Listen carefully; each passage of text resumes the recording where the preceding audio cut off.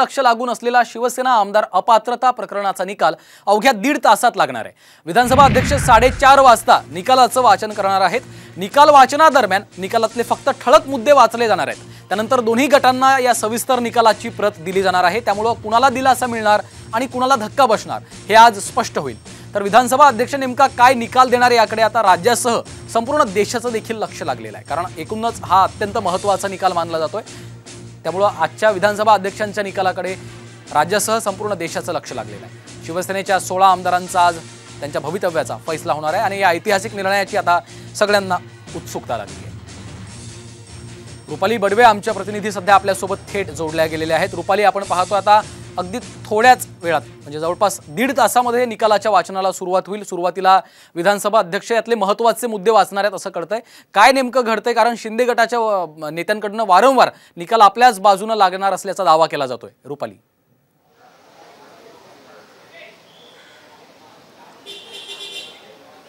श्रीकांत, अगदी बरोबर आहे। मागच्या जवळपास 1.5-2 वर्षांपासून राज्यामध्ये ज्या काही राजकीय उलथापालथ होत आहेत त्या सगळ्या अनुषंगाने शिवसेनेमध्ये पडलेली फूट आणि याच अंतर्गत ठाकरे गट आणि शिंदे गट दोघांनी एकमेकांच्या विरोधात ज्या याचिका दाखल केल्या होत्या त्या सगळ्या याचिकांचा मिळून त्याची खत 6 विभागामध्ये त्याची विभागवारी करण्यात आली होती आणि एकूणच या सगळ्या संदर्भामध्ये सर्वोच्च न्यायालयाने जे जजमेंट दिलेलं होतं, जे ऑब्झर्वेशन त्यांनी नोंदवलेलं होतं, त्याच अनुषंगाने आज 4 वाजता जे आहे ते विधानसभा अध्यक्ष राहुल नार्वेकर हे जे आहे ते निकालाला वाचनाला सुरुवात करणार आहे। हे जे निकालाचं वाचन आहे त्याला जवळपास 4:30 वाजतील असं सुद्धा म्हटलं जात आहे। म्हणजे अजून जवळपास पुढचा 1.5 तास जो आहे तो अत्यंत महत्त्वाचा असणार आहे आणि याच 1.5 तासामध्ये अनेक हालचाली घडताना आपल्याला पाहायला मिळत आहेत।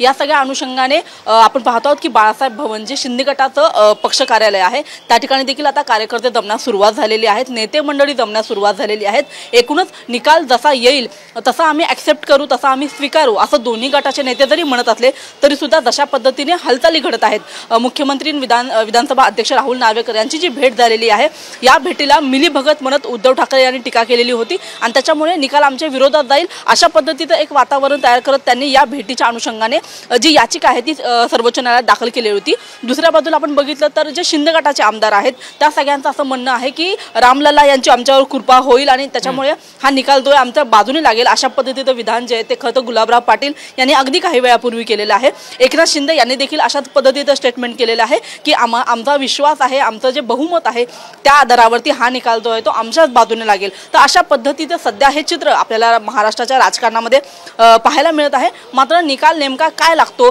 हे अद्याप कुणाला जरी माहीत नसलं तरी सुद्धा एक तर्कवितर्क, एक अंदाज लावला जात आहे, आशा व्यक्त केली जात आहे आणि त्याच्यामुळे नेमकं संपूर्ण निकालाचं वाचन झाल्यानंतर काय घडतं हे पाहणं महत्त्वाचं आहे। या निकालाच्या वाचनाच्या वेळी अध्यक्ष जे आहेत ते प्रमुख काही महत्त्वाचे जे मुद्दे आहेत ते वाचून दाखवणार आहेत आणि एकूणच ह्या संपूर्ण वाचनानंतर त्या निकालाच्या ज्या 2 प्रती असणार आहेत त्या 2 प्रती ज्या आहेत त्या दोन्ही गटाला दिल्या जाणार आहेत। एकूणच या संपूर्ण प्रकरणामध्ये आता निकाल आल्यानंतर नेमकं शिंदे गट आणि ठाकरे गट काय करतं हे पाहणं महत्त्वाचं आहे। मात्र आता दोन्ही पक्ष कार्यालयांमध्ये आपण बघितलं तर कार्यकर्त्यांची संख्या वाढत आहे। एका बाजूला शिंदे गटाच्या बाळासाहेब भवन या ठिकाणी आपण बघितलं तर कार्यकर्ते जमा होण्यास सुरुवात झालेली आहे। दुसऱ्या बाजूला मातोश्री जिथे उद्धव ठाकरे राहतात त्या भागामध्ये सुद्धा काही शिवसेनेचे जे महत्त्वाचे नेते मंडळी आहेत ते तिकडे जमा होण्यास सुरुवात झालेली आहे। काही कार्यकर्त्यांची गर्दी आपल्याला पाहायला मिळत आहे।